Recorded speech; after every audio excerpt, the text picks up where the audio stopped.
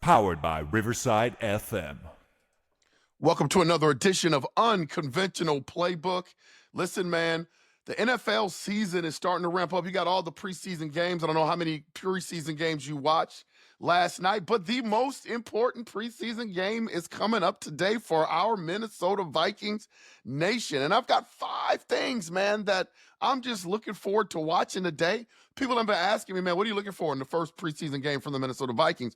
Of course, I'm looking at J.J. McCarthy. We have not seen J.J. playing a real game since he got injured in the Raiders game last year. Shouldn't say he got injured in the game, but he came in with that knee soreness after the game. He had lit it up. He had lit the Raiders up, threw that first interception early and came back and had a stellar game. Like, these are the attributes that I look for in a quarterback. Throwing that first pick, I'm almost glad that happened. Throwing that first pick and then coming back and playing a stellar game.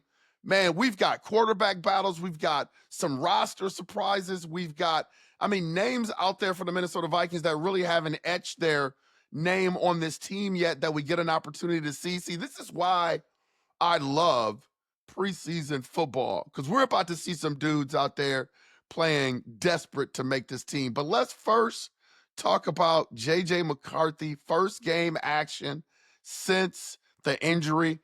Everybody's been talking about how is JJ going to look? How much is he going to play? Timing, offensive line, wide receivers being hurt.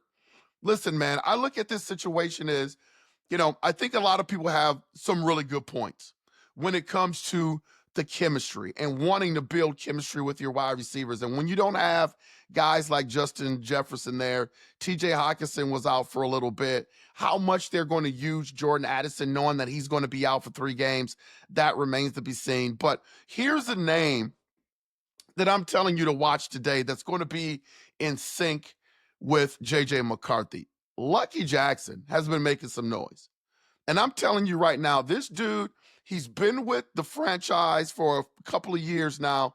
This dude is starting to turn a corner. Now, I'm not saying that he's going to be in the rotation. I'm not saying that he's going to surpass someone like a Naylor for that 3rd spot. I'm just saying keep an eye on this guy because he is vastly improved every year since he's been with the Minnesota Vikings.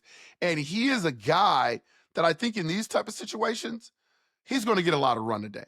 So I expect I'm going to go on board. I think he's going to play a lot of quarters and a lot of time. I'm looking at a guy like Lucky Jackson catching 7 to 10 balls today, man.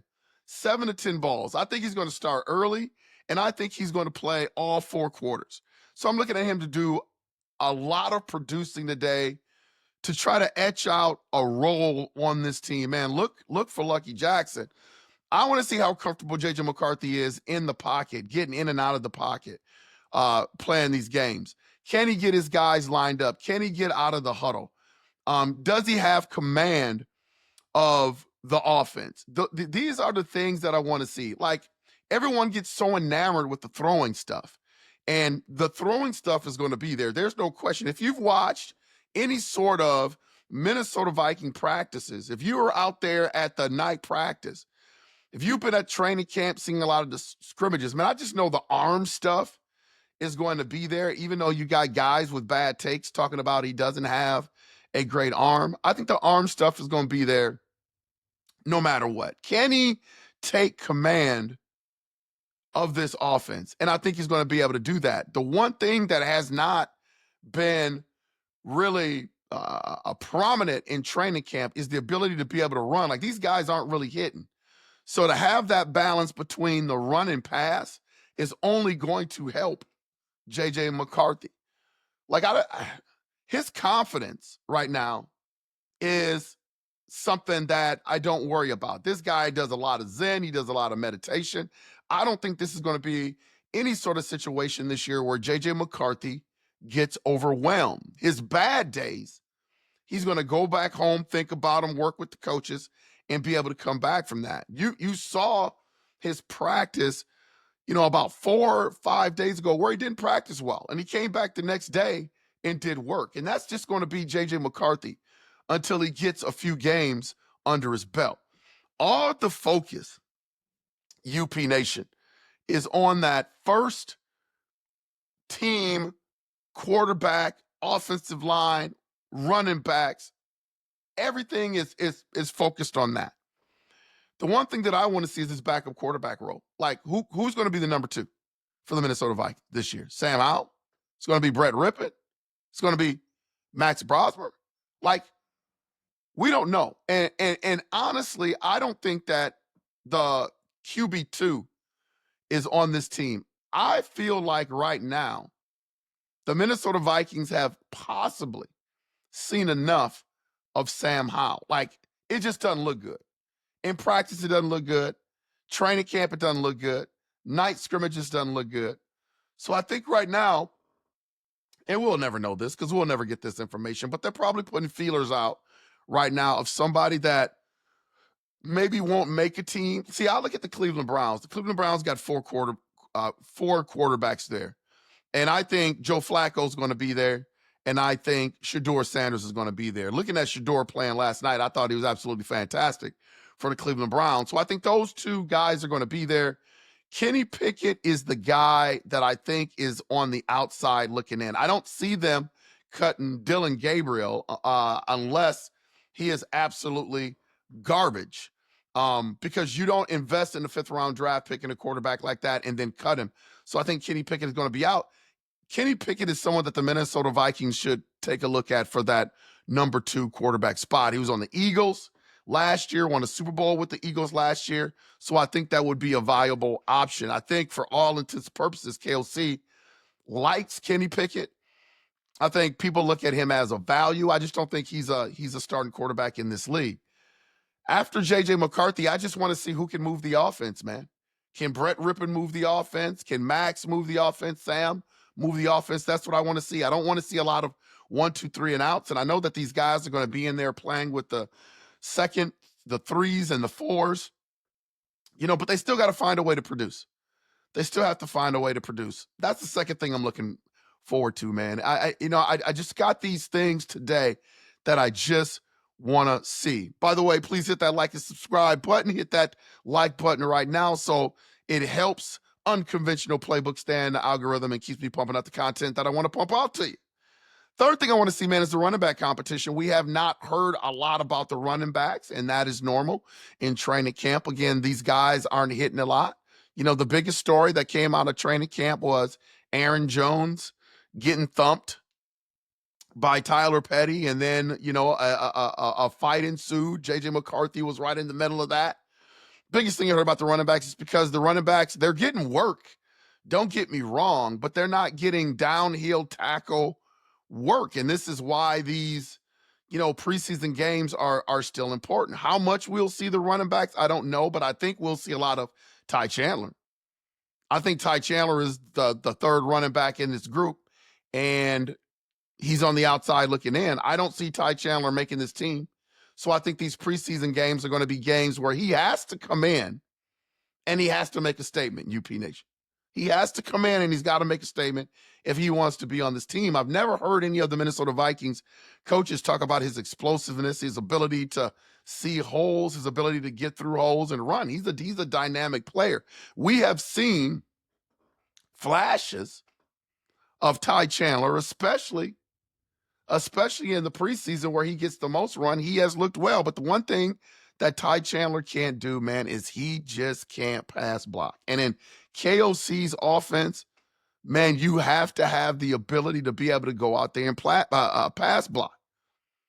And if you can't, you're going to have a hard time making a 53-man roster, let alone being in the rotation for running back. So I think this is going to be an uphill climb for Ty Chandler. I just think that it's an attribute that he doesn't have in his bag to be able to pass block effectively the way KOC wants him to. So this is going to be a tough training camp for him. It's going to be a tough series of preseason games for him. I see him playing significantly in all 3 preseason games. So I'm looking at that running back competition as well, man. I just want to see how that thing shakes out. Only at that 3rd running back spot. I do like the additions of Jordan Mason. I like that we re-signed Aaron Jones, gives us a 3-headed monster. I just don't expect those guys to get a lot of run in the preseason, if any. I think KLC is going to put those guys on the shelf somewhat when it comes to these preseason games, and we won't see those guys until the Chicago Bears in that first game. Man, fourth thing that I want to see is the defensive secondary rotation, who plays what. It's going to be interesting to see who gets a lot of time. Like, I don't see Byron Murphy and those guys getting a lot of time. Jeff Okudah, don't see him getting a lot of time. And I'm talking preseason in totality. Like, I just don't see these guys playing a lot. Isaiah Rodgers. But I think you're going to see a lot of Mekhi Blackman. I think Mekhi Blackman during the series of these three preseason games, I think he's going to get a lot of run. I mean, I think he's a guy that needs it. He's got a battle ahead of him. He's got three really good cornerbacks ahead of him. Everybody is saying that they feel like Jeff Okudah is going to beat him out. I can't argue with that. I think Jeff Okudah right now is locked in for that third cornerback spot. And I don't even think it's close. I think a lot of the coaches like the way, he can press man coverage at the line, disrupt routes. They like his length, his athleticism. And keep in mind, Jeff Okudah, third pick overall, when he was drafted, just hasn't panned out for him in the NFL. And a lot of it, and people are saying, well, maybe he didn't have, my boy Patrick was like, maybe he just didn't have great coaching. And now all of a sudden he's with B-Flow. He's doing some really, really good things in practice. We will see if that can carry over to games. Again, I don't know how much Jeff Okudah is going to play these three games in the preseason, but for everything that I've been hearing, man, he's been doing absolutely fantastic in training camp. The Jeff Okudahs, the Mekhi Blackmans, Dwight McGlover. I'm looking at Nudie, man. Nudie's had a good camp, and he is somebody that I think is going to play a lot during preseason. I think they want to get a lot of film on him. They want to see what he can do. Nudie, I think, is going to he's having a fantastic training camp, and I predicted that. I think the guy can play. He is a baller, and now he's going to get an opportunity to go out in these preseason games and ball, and I think he's going to get a lot of run in the preseason. So I'm looking forward to watching Nudie play. So this cornerback spot, this secondary spot, the Theo Jacksons of the world, I think these games are going to be somewhat important for them because it's going to be unscripted live bullets. And that's what I think the majority of these players need when they're on the bubble. Yeah, you can get somewhat that in these joint practices. But again, I think for the most part, why preseason games are more important is that they're non-scripted, man. They're non-scripted. I thought it was great to watch some of the games of other teams playing where you see some of these quarterbacks out there, especially a guy like, again, Shador, put in unscripted situations. And I think definitely he passed the test. I'm looking at rookies and I'm looking at fringe players. How they come out today. How efficient are they? Are they missing tackles? Are they missing reads? This is what preseason all about, man. This is why I'm a fan of preseason. A lot of people don't like preseason. They want to see their guys out there.